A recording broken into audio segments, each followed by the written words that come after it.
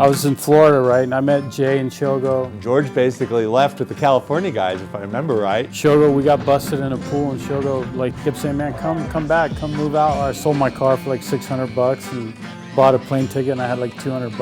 I ended up moving in with Polar Bear down in Venice, and Z set me up with his skate, and then I just started riding, and then they asked me to ride for them.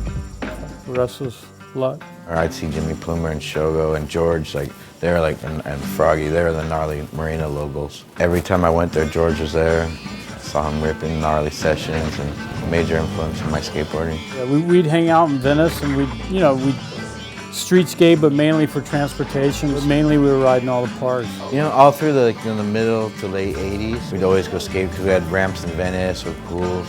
Well, in the street days, that was kind of where street skating originated from. The first time I saw him skate was at Skatopia when he doesn't remember, but he was like 10. I mean, he's been one of my favorite skaters of all time. Eric, he's always standing out. He didn't take up my offer to join the Schmitt Sticks team. He wrote for Santa Cruz instead. What's up with that, Eric?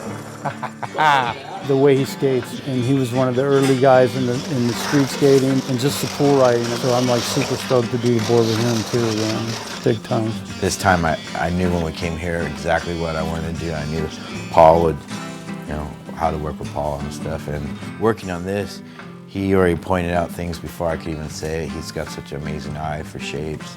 So my first board I would shape, it was oak, and it was me trying to imitate an oak Loganurski. So it would have been 77, 78, gluing a tail block on it and cutting out an oak board. So that was my first board as I was a kid. It's an honor because he's the man. I mean, he's the man from day one. I've always had a high respect for the guy, and it's an honor. Well, for me, this is kind of what the shape I ride, the modern pool shape. I wanted to step up a little wider. I've been riding like 8.6 something or another. We went 9. I wanted to start riding like Indy 159s. So I wanted to make a board that fit on there. And my wheels wouldn't hang out. Well, I'm really happy how it came out. Thanks to Paul, for sure, big time, because he's the man. For George's board, we made a board that's going to be really appreciated by, a 70s or 80s skater. But we made the more modern version of George's board that has modern dimensions to it. It has modern leverage to it. Like I had my original model in 78, like the Gator model.